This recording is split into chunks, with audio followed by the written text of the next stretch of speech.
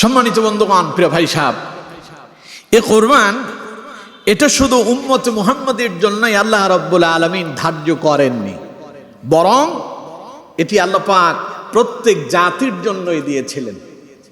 যেমন কোরআনুল কারীমে সূরা হজ্জের ভেতরে আল্লাহ রাব্বুল আলামিন অত্যন্ত চমৎকারভাবে বলছেন। আল্লাহ রাব্বুল আলামিন বলছেন, وَلِكُلِّ أُمَّةٍ جَعَلْنَا مَنسَكًا لِيَذْكُرُوا اسْمَ اللَّهِ عَلَى مَا رَزَقَهُم مِّن بَهِيمَةِ الْأَنْعَامِ فَإِلَٰهُكُمْ إِلَٰهٌ واحد فله أسلموا وبشر المخبطين। আল্লাহ পাক বলছেন, ওয়ালিকুল্লি উম্মাতিন জাআলনা মানসাকা, আমি পৃথিবীতে যত জাতি প্রেরণ করেছি প্রত্যেক জাতির জন্যই আমি এই কোরবানির বিধান দিয়েছি। কেন দিলাম? লিয়াযকুরু ইসমাল্লাহি আলা মা রাযাকাহুম মিন বাহিমাতিল আনআম। আল্লাহ তাআলা বলেন, আমি মানুষদেরকে চতুষ্পদ জন্তু যা তাদের গৃহপালিত পশু হিসাবে, রিজিক হিসাবে আমি তাদেরকে দিয়েছি, তারা যেন এই সব জবাই করার সময় আমি আল্লাহর নাম উচ্চারণ করে। সুবহানাল্লাহ। মানুষের কাছে যে সমস্ত গৃহপালিত পশু আছে, গরু, ছাগল, বেড়া, দুম্বা, উট, চতুষ্পদ জন্তু যেগুলো হালাল, এই সমস্ত পশুগুলো যেন আল্লাহর নামে কোরবানি করা হয়, জবাই করা হয়, এই জন্য আমি আল্লাহ তাদেরকে কোরবানির বিধান দিয়েছি। যেমন মুসা আলাইহিস সালামের সময় এক ব্যক্তি তার চাচাকে হত্যা করেছিল। হত্যা করার পরে সে মানুষের কাছে বলে বেড়াচ্ছে যে তার চাচাকে কেউ হত্যা করে ফেলেছে। পরে এই বিষয়টাকে উদ্ঘাটন করার জন্য আল্লাহ রাব্বুল আলামিন হযরত মুসা আলাইহিস সালামের মাধ্যমে ওহী দিলেন। তিনি তার কওমের বনি ইসরাইলের লোকদেরকে বললেন, এই লোকটারে কে হত্যা করছে যদি তোমরা এটা জানতে চাও, তাহলে আল্লাহর নামে তোমরা একটা গরু জবাই করো, আর সেখান থেকে এক টুকরো গোশত নিয়ে এই লোকটার শরীরের ভেতরে লাগাও, লোকটা জীবিত হবে, জীবিত হয়ে কে তারে হত্যা করছে সেই কথা বলে আবার সে মরে যাবে। সুবহানাল্লাহ। আমার বন্ধুগণ, তো এইভাবে এক এক সময় এক একজন নবীর উপরে আল্লাহ রাব্বুল আলামিন কোরবানির বিধান এক এক রকম দিয়েছেন। ওটা যে ঈদুল আযহার দিবসে ছিল, বিষয়টা কি এরকম নয়। আল্লাহ তাআলা বলেছেন, লিয়াযকুরু ইসমাল্লাহি আলা মা রাযাকাহুম মিন বাহিমাতিল আনআম, আমি তাদেরকে কোরবানির বিধান দিয়েছি এই জন্য তারা যেন তাদের গৃহপালিত পশুগুলো আমি আল্লাহর নামে কোরবানি করে, জবাই করে। আমার বন্ধুগণ, এই জন্য কোন পশু যদি আল্লাহর নামে যদি জবাই করা না হয়, সে পশুর গোশত মুমিন মুসলমানের জন্য খাওয়া হালাল নয়, বরং হারাম হয়ে যায়। এজন্য যখন গরু, ছাগল, বেড়া, দুম্বা যখন জবাই হয়, জবাই করার সময় কি বলে? বিসমিল্লাহি আল্লাহু আকবার, আল্লাহর নামে। তো উৎসর্গ মানে কি? কোরবানি মানে হলো আল্লাহর নামে উৎসর্গ করা। তো বিসমিল্লাহি আল্লাহু আকবার, আমি আল্লাহর নামে শুরু করলাম, এটার মানে আল্লাহর জন্য কোরবানি করা। সুবহানাল্লাহ। কোন তা আল্লাহ তাআলা বলেছেন, এই বিধান আমি সকল জাতিকে দিয়েছিলাম। কেন দিলাম? আল্লাহ রাব্বুল আলামিন বলেছেন, فإلهكم إله واحد فله أسلموا فإلهكم إله واحد। কারণ আমাদের সকলের ইলাহ কয়জন? সবাই বলেন, আমাদের ইলাহ কয়জন? লা ইলাহা ইল্লাল্লাহ, লা ইলাহা ইল্লাল্লাহ। তার অর্থ হলো আল্লাহ ছাড়া আর কোনো ইলাহ নাই, আল্লাহ ছাড়া আর কোনো ইলাহ নাই। আইন দাতা নাই, বিধান দাতা নাই, রিজিক দাতা নাই, হায়াত দাতা নাই, মৃত্যু দাতা নাই। এই সকল কিছুর একচ্ছত্র মালিক যিনি, ইলাহ হলেন তিনি। তাহলে এবার বলেন ইলাকে, সবাই বলেন ইলাকে।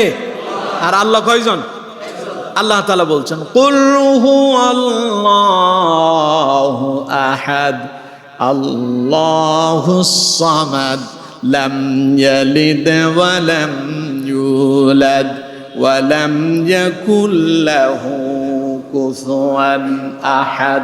কুল, নবী আপনি বলুন, আল্লাহু আহাদ, আল্লাহ এক, আল্লাহ এক। আল্লাহু সামাদ, তিনি কারো মুখাপেক্ষী নন। লাম ইয়ালিদ ওয়া লাম ইউলাদ, তিনি কারো থেকে জন্ম নেন নাই এবং কাউকে জন্ম দেন নাই। তার মানে আল্লাহর বউ নাই, আল্লাহর ছেলে নাই, আল্লাহর মেয়ে নাই। তিনি হলেন রব, আমরা হলাম তার গোলাম। আল্লাহ হলেন কি? রব।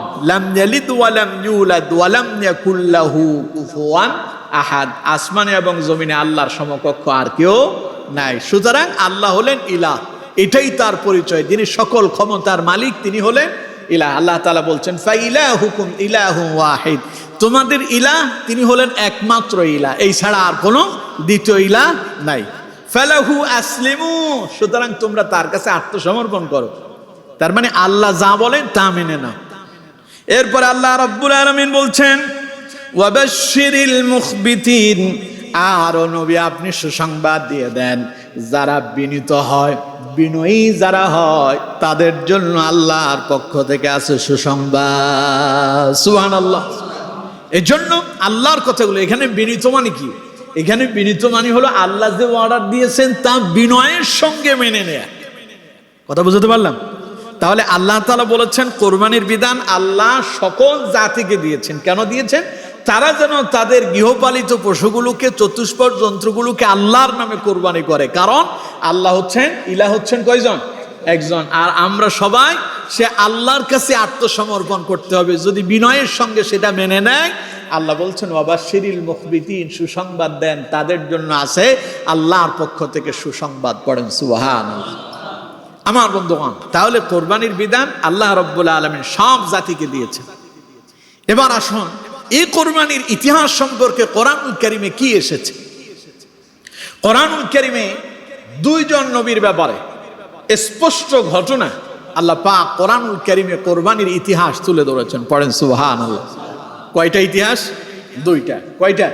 একটা। একটা হলো হযরত আদম আলাইহিস সালাম, যিনি আদি পিতা ছিলেন। সর্বপ্রথম যে নবীকে আল্লাহ পাক এই পৃথিবীতে প্রেরণ করেছেন তার নাম হযরত আদম আলাইহিস সালাতু ওয়াস সালাম। হযরত আদম আলাইহিস সালাতু ওয়াস সালামের সময় এরকম কুরবানির একটা ইতিহাস কোরআনুল কারীমে উঠে এসেছে। আর অন্য একটা ইতিহাস এসেছে হযরত ইব্রাহিম আলাইহিস সালাতু ওয়াস সালামের কলিজার টুকরা সন্তান হযরত ইসমাঈল আলাইহিস সালামের জবাইয়ের মাধ্যমে যে কোরবানি দেওয়া হয়েছে সেই ইতিহাস কোরআনুল কারীমের ভেতরে উঠে এসেছে।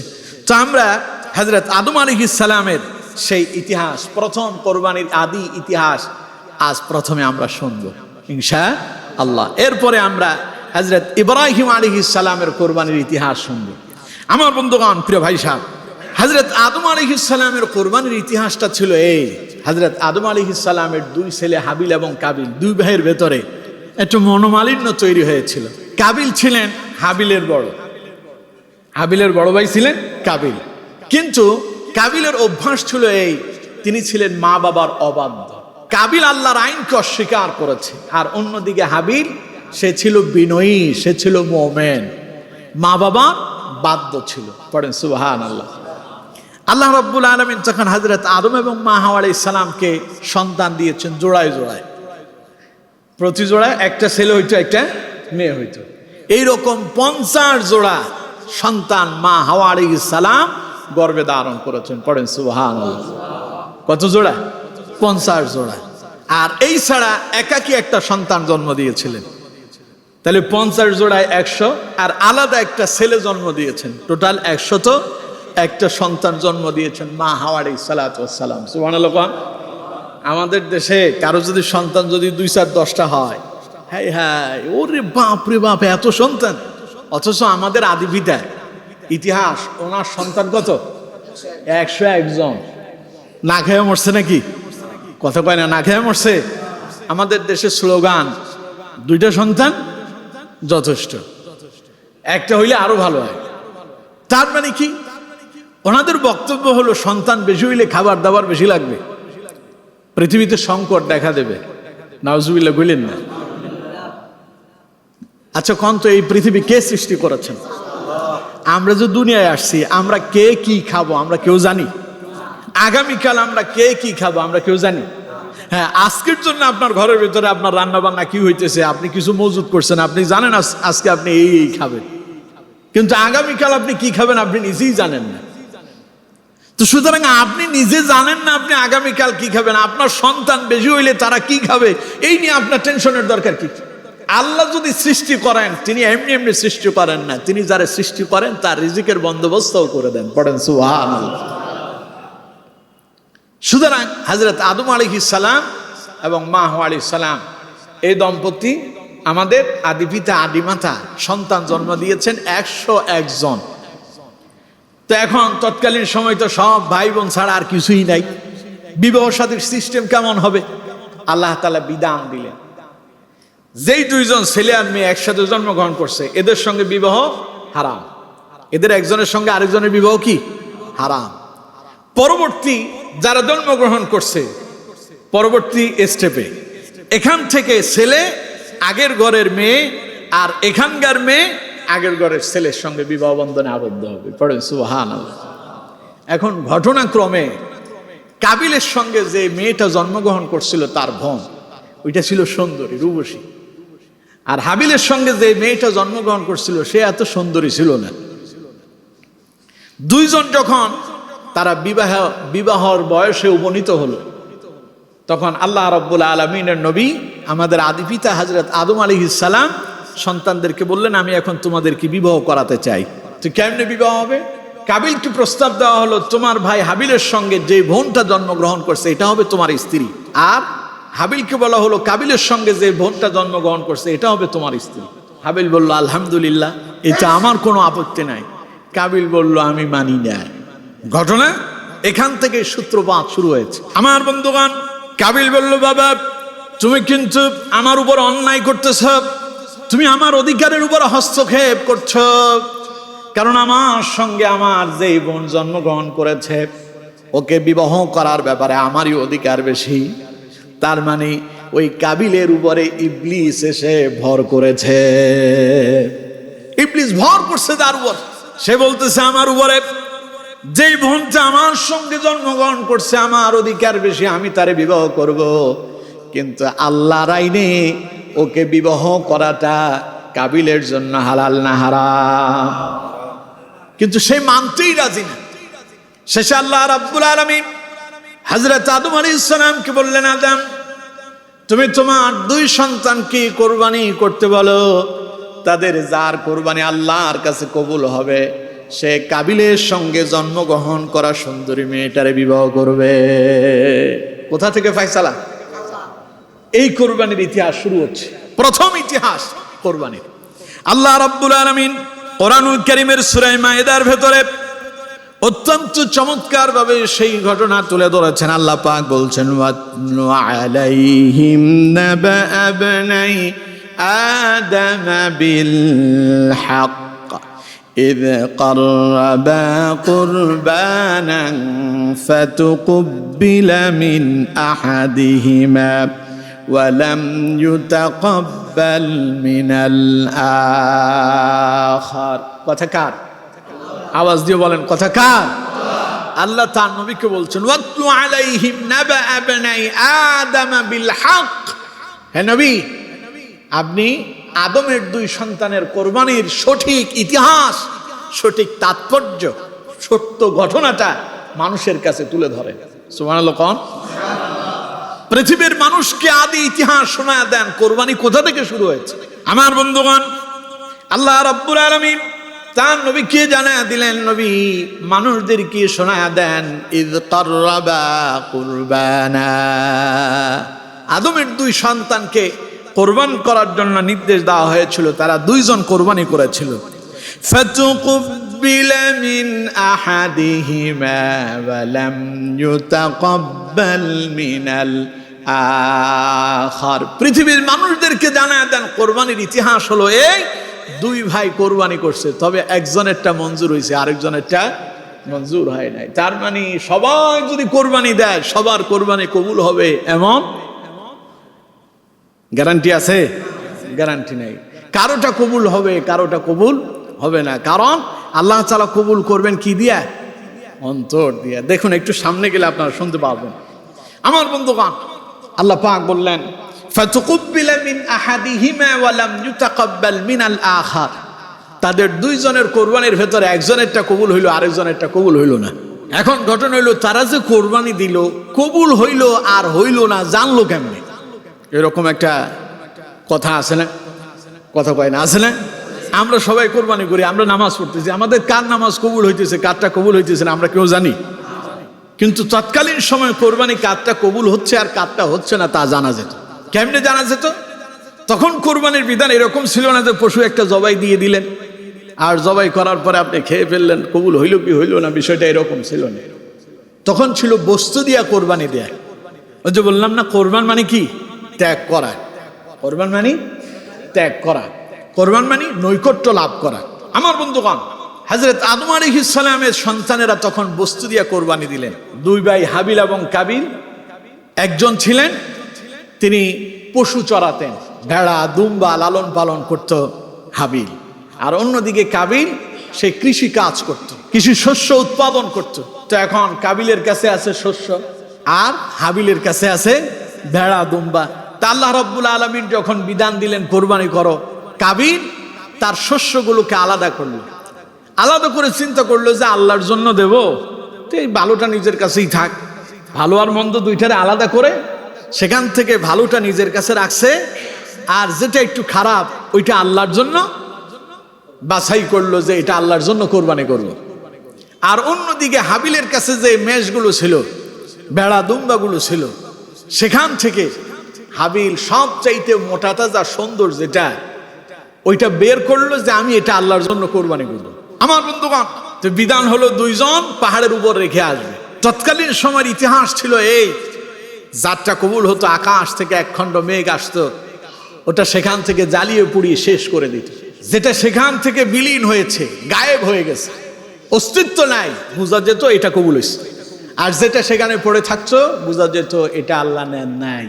পরবর্তীতে দেখা গেল হাবিল যে দুম্বা দিয়া সেখানে আল্লাহর জন্য পাহাড়ের উপরে কোরবানি করে রেখে এসেছে, সেটাই আসমান থেকে এক খণ্ড মেঘ এসে সেটা জ্বালিয়ে দিল, সেটা আল্লাহর দরবারে মঞ্জুর হয়ে গেল। আর অন্যদিকে কাবিলের শস্য ফলগুলো আলাদা পড়ে আছে, এগুলো মঞ্জুর হলো না। এখন ফায়সালা এবার আল্লাহর পক্ষ থেকে।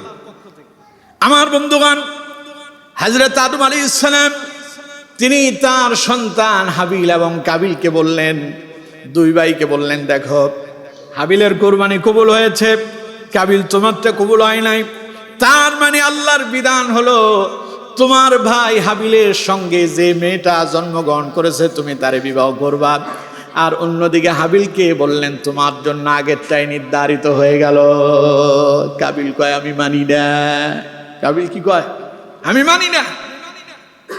আমার বন্ধুগণ, আল্লাহ রাব্বুল আলামিন বলছেন, কাবিল তার ভাই হাবিলকে লক্ষ্য করে বলল, ক্বালা লা আকতুলান্নাক, আমি তোমারে হত্যা করব। নাউজুবিল্লাহ পড়েন। আমি তোমারে মেরে ফেলবো, পৃথিবী থেকে আমি তোমারে চিরতরে শেষ করে দেব। পৃথিবীর প্রথম খুন খারাপির এই প্রথম হুমকি। ইদানিং মাঝে মধ্যে দেখেন না, আমরা ফেসবুক ইউটিউবে ঢুকলেই কত হুমকি দামকি শুনি, অমুকেরে তমুকেরে, এখানে মার ওখানে মার, মানুষ মানুষকে হত্যা করতেছে। কোনো সংকোচ বোধ নাই, কোনো দ্বিধা নাই, একজন আরেকজনকে হত্যা করতেছে। যে এটা যে অন্যায় অপরাধ মানুষ তা চিন্তাই করতেছে না। আমার সঙ্গে আপনার মতের সঙ্গে মিলে নাই, ফোন দিয়া তো 14 গোষ্ঠী সবগুলোর উদ্ধার করবো, আসতেছে। তোর কত বড় ক্ষমতা! বিভিন্ন দোকানপাটে লুটপাট, ব্যবসায়ীকে প্রকাশ্যে হত্যা করা হচ্ছে। সবচেয়ে আশ্চর্যজনক একটা ঘটনা গত সপ্তাহে যেটা দেখেছি, আপনারাও দেখেছেন, বাবার সামনে থেকে মেয়েকে কেড়ে অপহরণ করে নিয়ে যাওয়া হচ্ছে। দেখেন না আপনারা? আমরা মনে হয় আইয়ামে জাহিলিয়ার ভেতরে ঢুকে পড়ছি। আইয়ামে জাহিলিয়া তো এমন বর্বরতা ছিল কিনা তা সন্দেহ আছে। বাবার হাত থেকে মেয়েকে চিনিয়ে নিয়ে যাওয়া হচ্ছে, বাবাকে ধাক্কা দিয়ে সরায় দিচ্ছে, বাপ তার মেয়ের জন্য চিৎকার করছে। আশেপাশে কত লোক দাঁড়ায় দাঁড়ায় দৃশ্য দেখে, কেউ জিজ্ঞাসা করে না, কেউ বলে না এরা কারা। একটা ধমক দিলেই সন্ত্রাস সবগুলো পালাইতে বাধ্য হতো, ঠিক কিনা? মানুষ দাঁড়ায় দাঁড়ায় হা করে দৃশ্য দেখে, এরপরে মোবাইল একখান বের করে সব সাংঘাতিক। অথচ আল্লাহ তাআলা বলেছেন, মান কাতালা নাফসান বিগাইরি নাফসিন আও ফাসাদিন ফিল আরদ ফাকান্নামা কাতালান নাসা জামিআ ওয়া মান আহইয়াহা ফাকান্নামা আহইয়ান নাসা জামিআ। যেই ব্যক্তি অন্যায়ভাবে কোনো মানুষকে হত্যা করলো সে যেন তাম পৃথিবীর সব মানুষকে হত্যা করেছে। আর যেই ব্যক্তি আল্লাহর কোনো একজন বান্দাকে রক্ষা করলো সেই যেন তাম পৃথিবীর সব মানুষকে রক্ষা করলো। সুবহানাল্লাহ। পারলো না মানুষ, তাকায়া তাকায়া হা করে দৃশ্য দেখলো, কেউ প্রতিবাদ জানালো না। চিন্তা করেন আমরা কোথায়, কোন বর্বরতার দিকে আমরা ধাবিত হচ্ছি। এমনটা যদি আপনার সাথে হতো, এমনটা যদি আপনার মেয়ের সাথে হতো, এমনটা যদি আপনার বোনের সাথে হতো, সেখানে একটু চিন্তা করেন তো আপনার অবস্থা কেমন হইতো। আমার বন্ধুগণ, এই হুমকি দামকি প্রথম সেই কাবিল থেকে আসছে। কোথা থেকে? সেই কাবিল থেকে আসছে। আজ আমাদের দেশে এটা অহরহ চলছে। এখন আর হুমকিতে সীমাবদ্ধ নয়, ডাইরেক্ট অ্যাকশন। ঘর থেকে মেয়েরে ধরে নিয়ে যাচ্ছে। কোথায় যে যাচ্ছি আমরা, রাস্তাঘাটে বিভিন্ন পুরুষ দেখছি, স্কুলের মেয়ে যাচ্ছে রাস্তা দিয়ে, সে এমন অঙ্গভঙ্গি করলো যেটা ভাষায় প্রকাশ করার মতো না।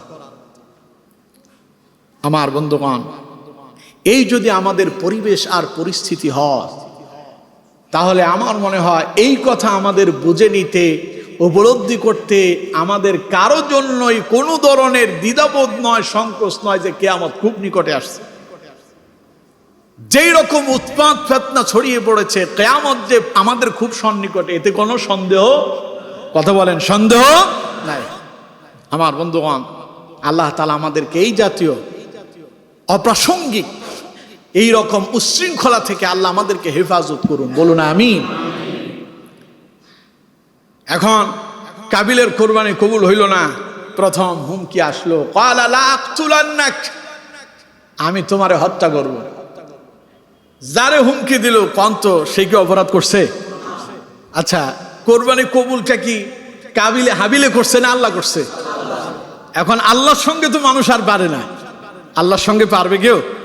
আল্লাহর সঙ্গে আপনি পারবেন? সম্ভব হবে? আল্লাহরে আমরা কেউ দেখতেছি, কিন্তু আল্লাহ আছেন, বিশ্বাস করেন? বিশ্বাস হয়? আল্লাহ ধরে না, ধরলে আল্লাহ ছাড়ে না। আল্লাহ যারে ধরে, ইন্না বাতশা রাব্বিকা লাশাদীদ, ওরে শেষ করে ছাড়ে। আমার বন্ধুগণ, এখন কাবিল বলতেছে, ক্বালা লা আকতুলান্নাক, আমি তোমারে হত্যা করব।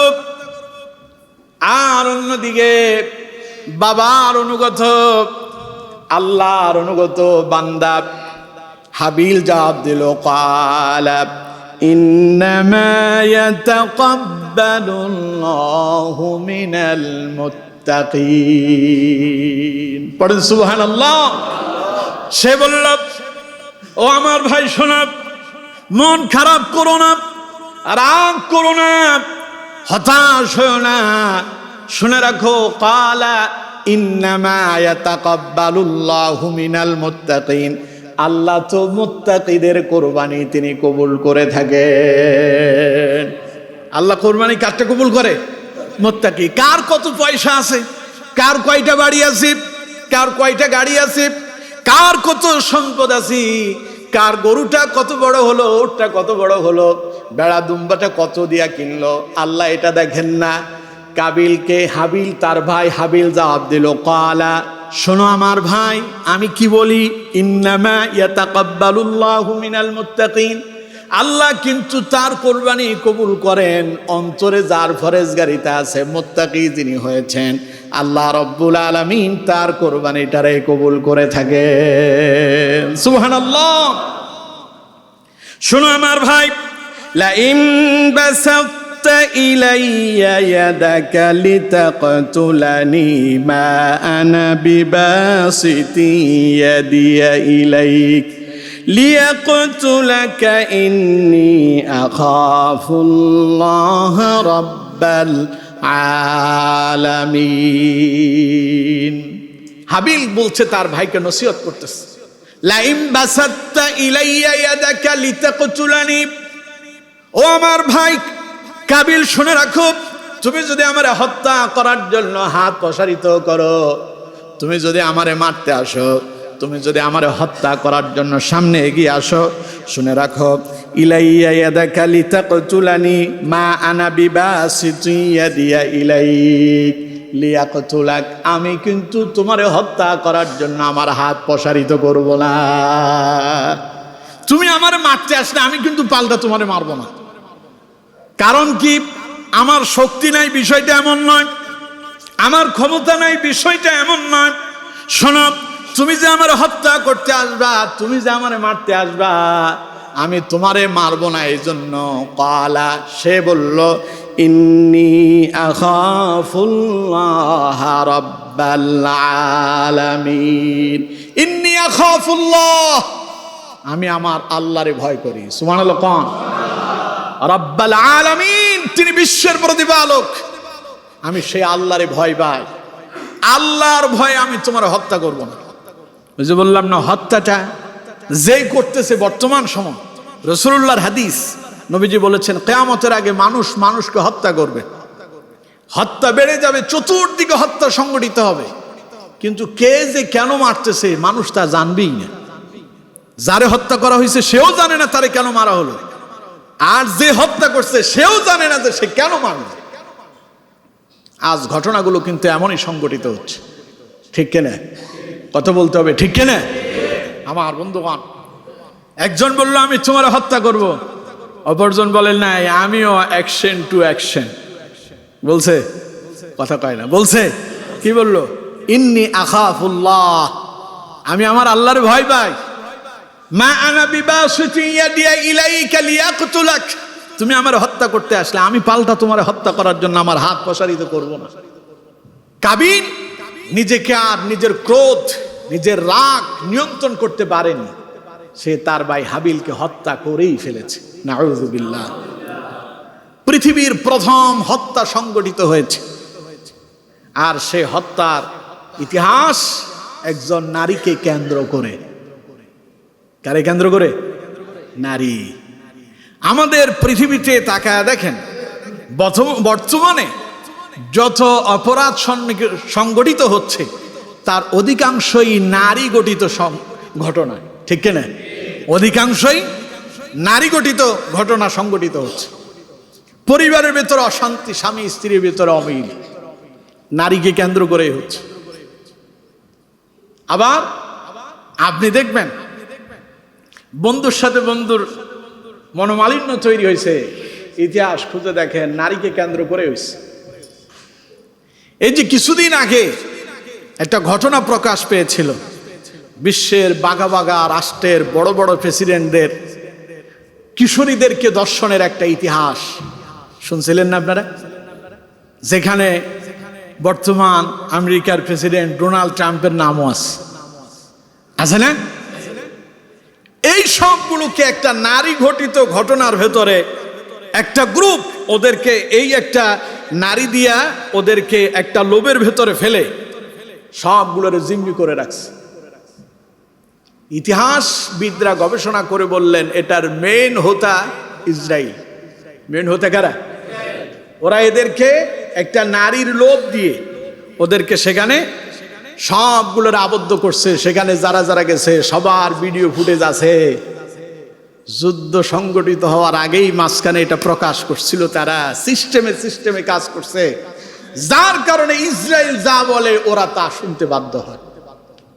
কথা বুঝতে পেরেছেন আমার বন্ধুগণ? এই জন্য আমরা যখন মাদ্রাসায় ছাত্র হিসেবে যখন পড়ালেখা করি, তো আমাদের কিছু বড় ভাইয়েরা ছিল, ওনারা বলতো জীবনে আর যাই করো লম্বা চুলের ভেতরে গিট্টি যেন না পড়ে।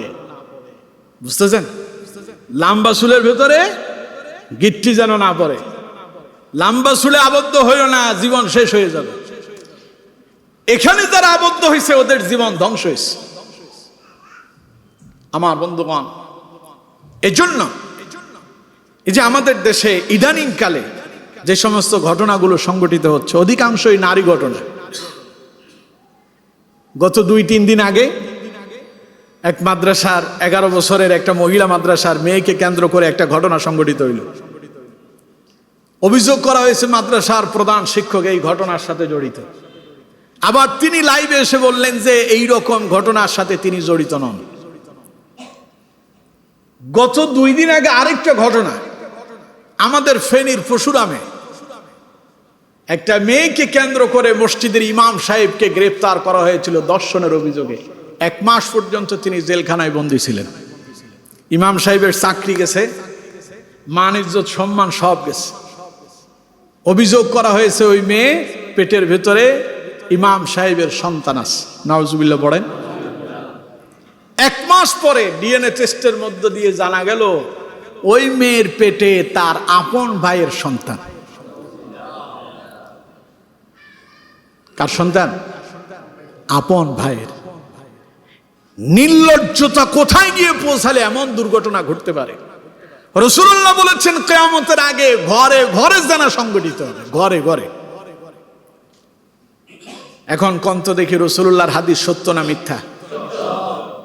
বড় ভাই থাকে বিদেশে, ছোট ভাই ঘরের ভেতরে আছে, বাবির সাথে দেবরের খুব খাতির, খুব ভালো সম্পর্ক। বড় ভাই আসার সময় হয়েছে, বিদেশ থেকে আসবে বাড়িতে, ছোট ভাই তার ভাবিকে নিয়ে পালায় গেছে। ইতিহাস আছে না নাই? গত সপ্তাহের আরেকটা তাজা নিউজ, শাশুড়ি তার মেয়ের জামাতার সঙ্গে পালায় গেছে। চিন্তা করেন, রসুল যে বলেছেন কিয়ামতের আগে ঘরে ঘরে জিনা সংগঠিত হবে, রাসূলুল্লাহর কথা সত্য না মিথ্যা? কারণ কোরআনে আল্লাহ বলছেন ইন হুয়া ইল্লা ওয়াহয়ুন ইউহা, রাসূলুল্লাহর প্রত্যেকটা কথা আল্লাহর ওহী। আমার বন্ধুগণ, এই যে দুর্ঘটনাগুলো সংঘটিত হচ্ছে, ইমাম সাহেবের চাকরি গেল, ইমামের বিরুদ্ধে অভিযোগ, আর আমাদের দেশে যদি কোনো একজন হুজুরের বিরুদ্ধে যদি অভিযোগ উঠে, তুই তো খাইস। যেই বেটা পশ্চিম দিকে ফিরে কোনোদিন আসারও খায় নাই, ও ফেসবুকে একটা পোস্ট লাগায় দিছে। আছেন এরকম?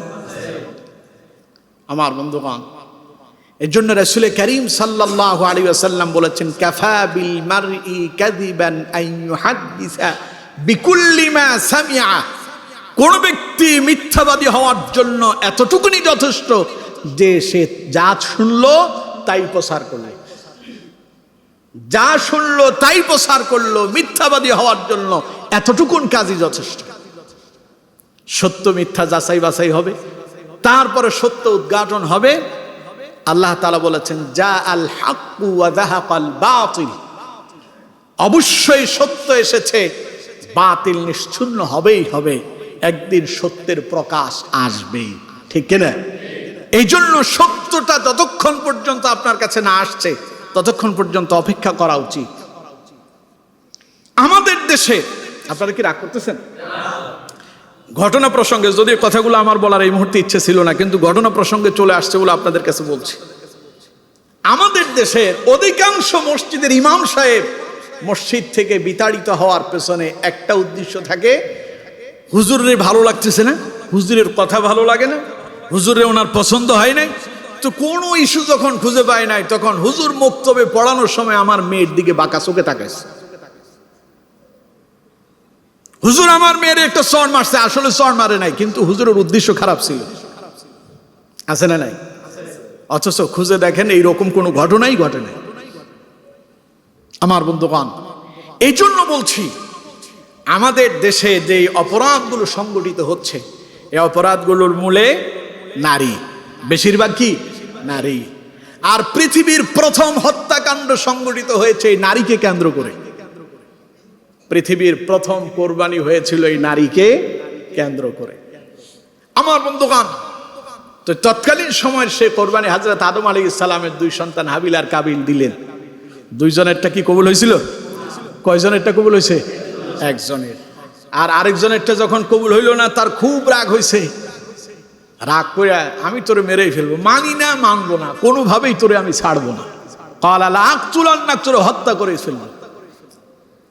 আপনারা যদি কেউ যদি মারতে আসে, ধৈর্য ধরেন, সবর করেন, পাল্টা আঘাত না করে একটু অপেক্ষা করেন। কারণ যিনি আপনার উপর আক্রমণ করলেন তিনি জালেম, আর আপনি যেহেতু আক্রান্ত হয়েছেন আপনি হলেন মাজলুম। মাজলুমের মর্যাদা আল্লাহর কাছে এত বেশি, মাজলুম যদি আল্লাহর কাছে কোনো দোয়া করে, পৃথিবীর কোনো বাধা তাকে ডিঙ্গায় রাখতে পারে না, কোনো বাধা তাকে দিয়ে স্টপ করতে পারে না, তার দোয়া ডাইরেক্ট আল্লাহর আরশে আজিমে পৌঁছায় যায়। পড়েন সুবহানাল্লাহ। আপনি যদি পাল্টা আরেকটা মারলেন তো আপনিও জালেম হয়ে গেলেন। এই জন্য পাল্টানো বরং কি করতে হবে, আপনাকে ধৈর্য ধারণ করতে হবে।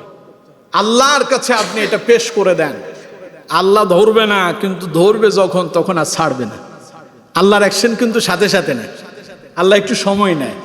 আল্লাহ চায় আমার বান্দা কি আমার কাছে ফিরে আসে নাকি, ফিরে না আসলে আল্লাহ তখন এমন জোরে একটা ধাক্কা দেয়, পৃথিবী থেকে তার অস্তিত্ব হারিয়ে যায়। ঠিক কিনা? এর জন্য আমার বন্ধুগণ, সেই তৎকালীন সময় কাবিল তার ভাই যখন হাবিলকে হত্যা করলো, আল্লাহ রব্বুল আলামিন ঘোষণা দিয়ে দিলেন, রাসূলুল্লাহ জানায়া দিলেন, আজ পৃথিবীতে যত হত্যা সংগঠিত হচ্ছে, যত রক্তপাত হচ্ছে, এই রক্তপাত হত্যাকাণ্ডের একটা গুনার ভাগ কাবিলের আমল নামায় গিয়া পৌঁছায়। বলেন নাউযুবিল্লাহ। কারণ মন্দ পথটা সেই কাবিল দেখিয়েছিল প্রথম। এজন্য আপনি যদি কোনো ভালো কাজের পথ দেখান, আল্লাহ তাআলা বলেছেন আল্লাহ আপনাকে সেই ভালো কাজের সমপরিমাণ সওয়াব দান করবেন। আর কেউ যদি মন্দ পথ দেখায়, তাহলে সেই মন্দ কাজের গুনাহ তার আমল নামার ভেতরে লিপিবদ্ধ হয়ে যায়। নাউযুবিল্লাহ। এজন্য প্রিয় বন্ধুগণ আমার, আমরা সবাই থাকবো সৎ কাজের সাথে, অসৎ কাজে আমরা কেউ সংগঠিত হব কি? কথা বলেন, হব কি? আমরা কেউ অসৎ কাজে সংগঠিত হব না আমার বন্ধুগণ। সুতরাং যে কথাটা বলেছিলাম, কোরবানের প্রথম ইতিহাস হযরত আদম আলাইহিস সালাম থেকে আল্লাহ রাব্বুল আলামিন শুরু করলেন, আর রাসূলকে বললেন ওয়াতলু আলাইহিম নাবা আবনাই আদম বিল হক إذ قربا قربانا فتقبل من أحدهما ولم يتقبل من الآخر। আমার নবী মানুষের কাছে আদম আলাইহিস সালামের সন্তানদের কোরবানির প্রকৃত ইতিহাস মানুষের কাছে তুলে ধরেন। তারা দুই ভাই কোরবানি করেছে, একজনেরটা আল্লাহর দরবারে মঞ্জুর হলো, আর অন্যজনেরটা আল্লাহ পাক প্রত্যাখ্যান করেছেন। তার মানে মানুষকে আল্লাহ পাক জানায় দিতে চান, ও পৃথিবীর মানুষেরা, কোরবানি তুমি যে করবা আল্লাহর জন্য যদি হয়, তাহলে তোমারটা আল্লাহর কাছে মঞ্জুর হবে, যেমনটা হাবিলেরটা হয়েছে। আর কোরবানি যদি মানুষকে দেখানোর জন্য হয়, শুধু গোশতই খাওয়া হবে, আল্লাহর দরবারে মঞ্জুর হবে না। বুঝতে পারলাম? তাহলে কোরবানির মূল উদ্দেশ্য হলো আল্লাহকে উপলক্ষ করে, কাকে? আল্লাহ সন্তুষ্টির জন্য, আল্লাহর নৈকট্য অর্জনের জন্য কোরবানি করতে হবে। কারণ কোরআনুল কারীমের ভেতরে আল্লাহ রাব্বুল আলামিন অত্যন্ত চমৎকার ভাবে বলেছেন, لن تنالوا البر حتى تنفقوا مما تحبون। ও পৃথিবীর মানুষেরা, যদি আল্লাহর ভালোবাসা পেতে চাও, প্রিয়টা আল্লাহর জন্য উৎসর্গ করে দাও। সুবহানাল্লাহ। কোন খারাপগুলো না, সুদের টাকা না, ঘুষের টাকা না, অবৈধ ইনকাম যেগুলো করছেন ওইগুলো নয়। আল্লাহ এগুলো পছন্দ করেন না। আপনি যে অবৈধ ইনকাম করেন, আপনি যে ঘুষ খান, সুদ খান, আপনি যে চাঁদাবাজি করে মানুষ থেকে আত্মসাৎ করছেন, জোরপূর্বক ভাবে অন্য মানুষের সম্পদ আত্মসাৎ করছেন, আপনারে মানুষ কি ভালো বলে? কথা কয় না, ভালো বলে? আপনার ঘরে মসজিদের ইমাম সাহেব খাইলে অন্য মুসল্লিদের মন খারাপ হয়, এত সুদ খায়, ইমাম সাহেব তার ঘরে কেন খাইল? ঠিক কিনা? এই লোকটা সন্ত্রাস, ওর ঘরে গিয়ে ইমাম সাহেব মিলাদ পড়লো কে? এরকম আপনাদের অভিযোগ আছে না? তো আপনি তারে পছন্দ করেন না, পৃথিবীর মানুষ তারে পছন্দ করে না, আল্লাহ বুঝি পছন্দ করবে? কথা কয় না, আল্লাহ পছন্দ করবে? আপনি অন্যের সম্পদ আত্মসাৎ করেছেন অন্যায় ভাবে, আপনি সুদে টাকা লাগিয়ে সেই সম্পদ দিয়ে কোরবানি করবেন, আপনি অন্যায়ভাবে জোর জবরদস্তি করে সম্পদ উপার্জন করছেন, সেগুলো দিয়ে আল্লাহর জন্য কোরবানি করবেন, আল্লাহ কয় এটা আমার কাছে কবুল হবে না। ইন্নামা ইয়াতাকাব্বালুল্লাহু মিনাল মুত্তাকিন, আমি কোরবানি কবুল করব তারটা ফরেজগারি, তার পথ অবলম্বন করেছে, যে অন্তরে তাকওয়া পরিশুদ্ধতা এনেছেন যিনি, ওনার কোরবানিটাই আমি আল্লাহ কবুল করে নেব। পড়েন সুবহানাল্লাহ। এজন্য যেহেতু সামনে আমাদের কোরবানির একটা প্রস্তুতির ব্যাপার আছে, তো এখন থেকে যেহেতু প্রস্তুতি নেবেন, আপনাকে এই কথা মাথার ভেতরে ঢুকায় ফেলতে হবে যে আমার কোরবানিটা হইতে হবে হালাল উপার্জন দিয়া। কোনটা দিয়া? হালাল উপার্জন দিয়া। আপনার ছেলের শ্বশুর বাড়ি থেকে আসা ওইটা দিয়া করবেন, ওইটা তো আরেকজনের থেকে নিছেন, আবার নেওয়ার সময় কয়েছে আমরা কি বলছি নাকি তোর বাপে এই গরুর ডিঙে কিল্লা হারাইছে, আছে না নাই? ছাগলের ছাইকে কিল্লা হারাইছে, এমনি আমরা কি কইছিনি যে আপনি না কইলে আপনার ফাটাইছে, আপনি যা পাইছেন তাতেই তো আলহামদুলিল্লাহ। একজন আপনার খুশি হয়ে একটা জিনিস দিছে। আমাদেরকে মাঝে মধ্যে লোকজন আতর উপহার দেয়, আতর। একটা আতর কত? 20 টাকা, 30 টাকা, 50 টাকা, 100 টাকা। এখন এটা নেওয়ার পরে, দেওয়ার পরে আমরা কি তারে বলে আপনি 100 টাকা আতর আল্লাহ কিনলে আনছে, আলহামদুলিল্লাহ। উনি যা হাদিয়া দিয়েছেন তাতেই আলহামদুলিল্লাহ। মেয়ের বাপে আপনার ব্যাংক থেকে লোন নিয়ে আপনার জন্য একটা গরু ক্রয় করে ছেলের বাড়িতে পাঠালো, কারণ মেয়ে যে বিয়ে দিছি ওইখানে বেআইন খুশি করতে হবে, এই জন্য ব্যাংক থেকে লোন করে পাঠালো। আচ্ছা কঞ্চ লোনটা যে নিল ওইখানে সুদ আছে না নাই? আচ্ছা গেল এটা। এরপরে যেটা এলো সেটা যিনি দিলেন খুশি মনে দিলেন, আবার আপনি পাওয়ার পরে বললেন যে গরুর ডিয়াইগে কিল্লা হারাইছে, ছাগলের ছাইগে কিল্লা হারাইছে, আঙ্গু বাণিজ্য সম্মান ব্যাগ নষ্ট করছে তোর বাপে। আছেন এরকম কথা? শয়তানের শয়তান। আমরা কি চাইছিনি? তুই শ্বাস নো যা দিছে তাতেই তো আলহামদুলিল্লাহ। তুই বলবি যে আলহামদুলিল্লাহ পাইছি, এটা আপনি নিয়ে জানাবেন, আমার লাগবে না আলহামদুলিল্লাহ। আপনি তো ফেরত তো দেয় না, মানে আরো ফাইতো চায়, আরো পাওয়ার ধান্দা। গরুর ডিয়া কিল্লা হারাইছে, আর একটু বড্ডা জুন হারানো কা শয়তান। এগুলো দিয়ে কোরবানি দিলে কাজ হবে? নিজের হালাল উপার্জন দিয়ে কোরবানি করতে হবে। বুঝতে পেরেছেন? অন্তরকে পরিশুদ্ধ করতে হবে। বাকিগুলো আমরা সামনের জুমাগুলোতে আলোচনা করবো ইনশাআল্লাহ। আজকে শুধু এতটুকুন বললাম, কোরবানির জন্য আগে অন্তর পরিশুদ্ধ করা চাই। আল্লাহ তাআলা আমাদেরকে এই কথাগুলোর উপরে বাস্তব জীবনে আমল করার তৌফিক দান করুন।